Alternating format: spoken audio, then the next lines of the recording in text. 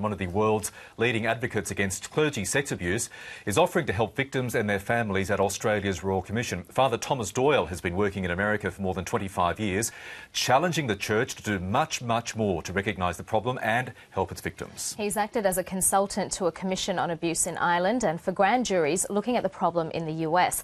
And Father Doyle joins us now from our Washington studio. Father Doyle, thanks very much for your time. Why is it important for a Royal Commission to examine sex abuse in the Catholic Church in Australia? I think it's important because the only way you're going to get the truth of the matter is with an outside organization, a governmental organization. That's been the case in the United States and in Ireland, and I certainly think it's going to be true in Australia. The Church cannot police itself, has not been able to for the 25 or 30 years that this has been a publicly known issue. And in the United States we found, and in Ireland as well, the only route to the truth is through a power greater than the Church, and that's either the government or the court system.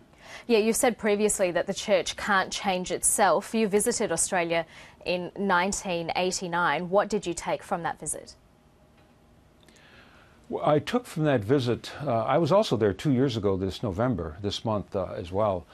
In '89, I remember speaking to a couple of groups about this issue, and I also spoke with a bishop, an assistant bishop from Sydney, I believe it was Sydney, who's now deceased. They were interested in hearing of the problem. They thought it would hit Australia eventually, but it was not on the screen at that time. Of course, 2 years ago when I was there, I spoke at a conference and met a number of people, and by then it really was a major issue, waiting to explode, and I think the explosion has happened. Does it worry you that Australia's most senior Catholic, Cardinal George Pell, while welcoming the Royal Commission, criticised the media saying that the problem had been overstated? That is not an unusual. That seems to be part of the script that most of the bishops use in every country, is to first blame the media, shift the blame to someone other than itself. So they blame the media, they blame the lawyers, they blame the weather, who knows what. And the media is a primary target because you're the ones that expose it, and quite frankly, without the media exposure, it would still be hidden. So we shouldn't be surprised by that response from Cardinal Pell? Not surprised at all. It's, as I said, it's a standard response that the Church from the top down seems to give when they're confronted with the need for accountability. What would you like the Church's reaction to be in situations like this? Well, what I would like it to be would be such that a Royal Commission is not even necessary, which means that the Church would initiate. The most important part is caring for the victims and their families, no matter how old they are. Secondly, would be a direct response to reports where the accused is turned over to the police, who are the only ones really competent to do an adequate investigation. That hasn't happened anywhere where the victims are first in the list of priorities. It has not happened anywhere to date, and I doubt it's going to happen in Australia. Well, the terms of reference for this inquiry are yet to be determined. What should Australia include, based on your experience from the inquiry in Ireland and also the grand juries in the United States?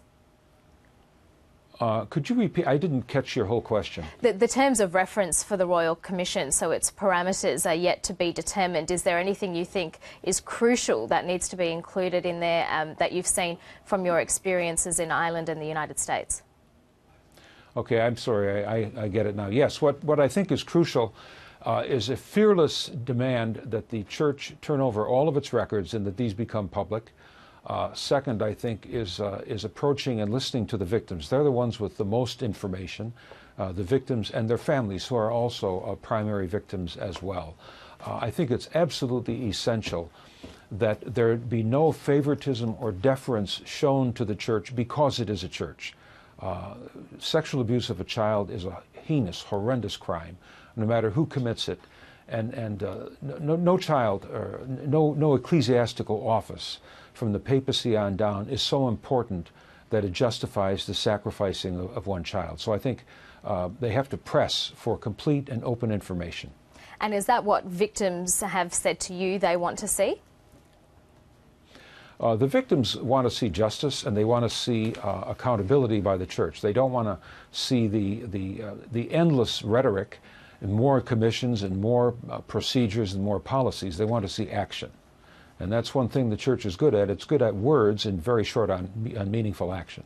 So how closely will the Vatican be watching what happens in Australia? I suspect they'll be watching it quite closely, just as they've watched what's happened in every other country. Because what you have in Australia is the potential for a continuing embarrassing situation, such as what has happened in the other countries. And so they'll watch it very closely. Where does the buck stop? Well, the buck eventually stops with the Pope, but in Australia, the buck stops with the bishops, the bishop of each diocese, and it stops with him because he's the one that's ultimately responsible for everything that happens in his diocese. So the buck stops with the man at the top.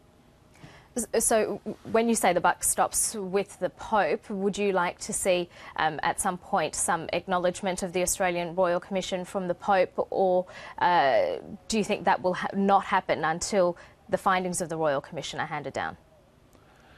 My guess is that nothing will be said until the findings are handed down, until I get a better handle on exactly what's happening, what the terms of reference are, what the rules of engagement are. The Vatican will not say anything. If they say anything, they'll say either no comment or they're confident that the Church has done the right thing. Of course, there wouldn't be a Royal Commission if that was the case. Father Tom Doyle, we thank you very much for your insights this morning. Thank you.